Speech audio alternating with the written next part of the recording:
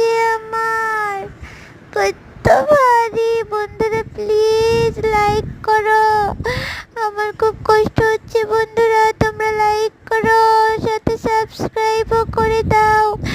এমন সুন্দর সুন্দর ভিডিও পেতে আমার পাশে থাকো। বন্ধুরা প্লিজ আমাকে লাইক করো, কমেন্ট করো এন্ড সাবস্ক্রাইব করে দাও বন্ধুরা।